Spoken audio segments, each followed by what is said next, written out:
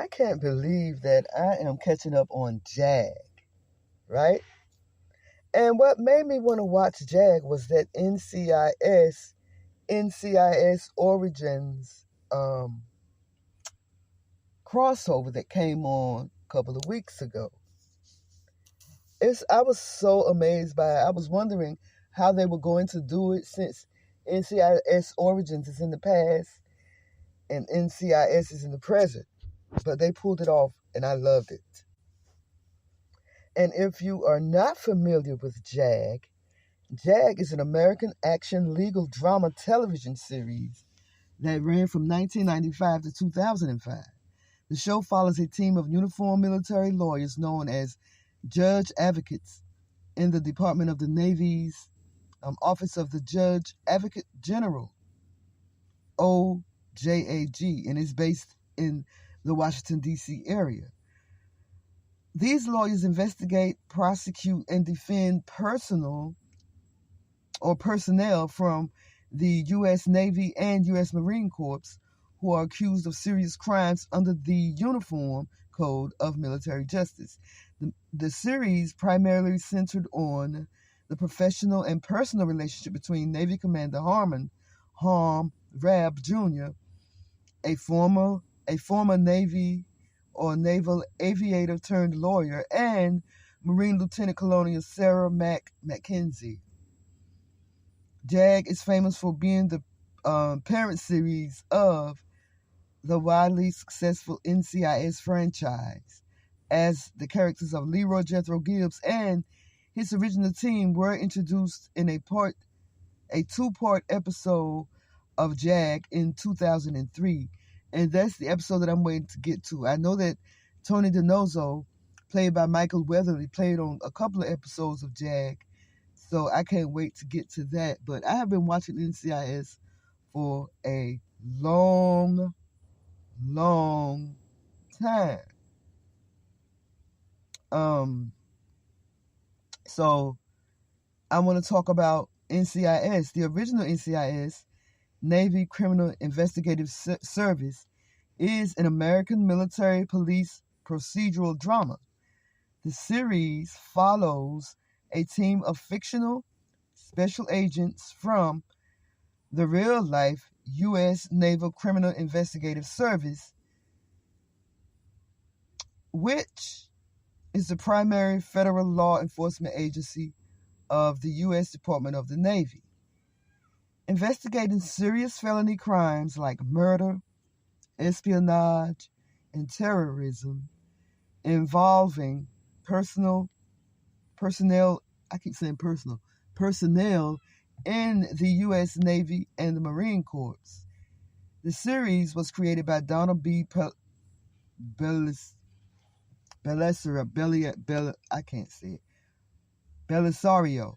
Donald P. Belisario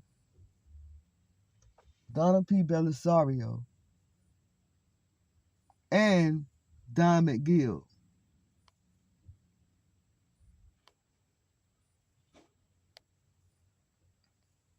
So the series didn't start with its own pilot episode. Its true origin lies in what we talked about earlier, Jag, Judge Advocate General. The main characters of NCIS were first introduced in a two-part episode of Jag, like I said, in 2003, which served as the backdoor pilot to spin off the new series.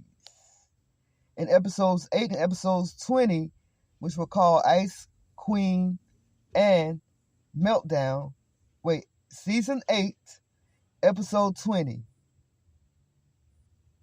Ice Queen and episode 21, Meltdown. That's where Leroy Jethro Gibbs and Tony DiNozzo and Abby Sciuto, all made their first appearances here. Wow, season 8, episodes 20 and 21. Ice Queen and Meltdown. So I look forward to seeing that for sure, because I am familiar with these characters. The franchise has recently returned to its roots with the prequel series NCIS Origins, which premiered in 2024. I love that show.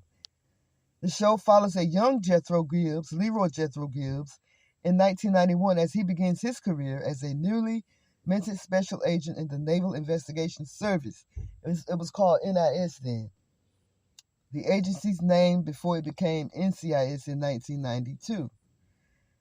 The original Gibbs, actor Mark Harmon, narrates the series and serves as an executive producer.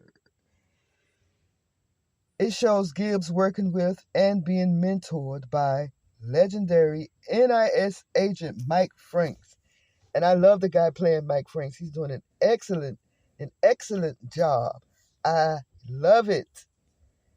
So the crossover universe, the NCIS universe, is a franchise known for its many spin-offs and subsequent crossovers.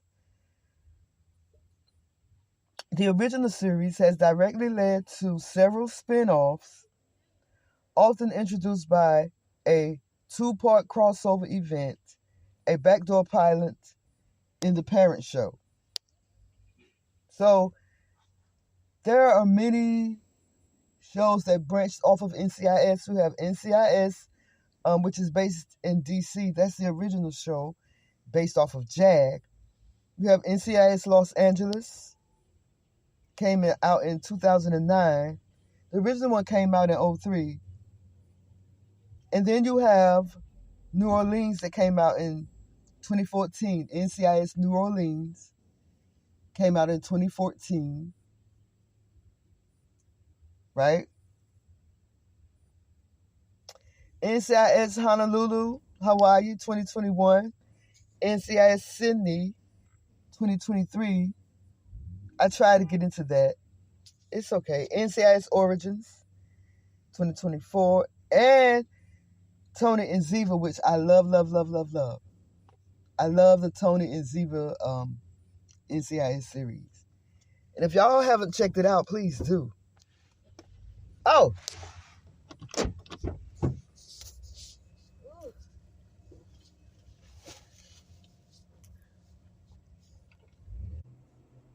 There have been many small NCIS crossovers, but this one was the best. While there have been a lot and many small appearances, there are key multi-show crossover events where the main cast team up to solve a single larger case, like NCIS and NCIS New Orleans crossovers, right? These crossovers were common. I used to love them.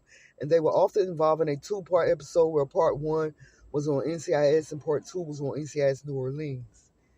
And the characters, go back and forth. NCIS Hawaii with NCIS, that was a crossover. The agents from the DC team, like Torres and Knight, traveled to Hawaii to work with Jane Tennant and her team on connected cases. And there was a 3-part crossover. This was the biggest crossover event, linking 3 series for one continuous story. NCIS Too Many Cooks.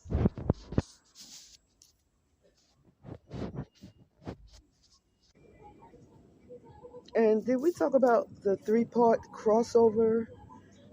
This was the biggest crossover event, linking 3 series for one continuous story. The first was NCIS Too Many Crooks in Season 20, Episode 10. Then NCIS Hawaii Deep Fake, Season 2, Episode 10. And NCIS Los Angeles, A Long Time Coming, Season 14, Episode 10. I like how all the episodes numerically match. So, do you have a favorite series or character from the NCIS universe? Drop it in the comments. I don't have a favorite one. I like all of them. I like all the NCIS series. I'm familiar with the characters. Getting familiar with Sydney, NCIS Sydney. So yeah, let me know what y'all think. Like, comment, and subscribe, and holler at your girl. Okay? Well, all right.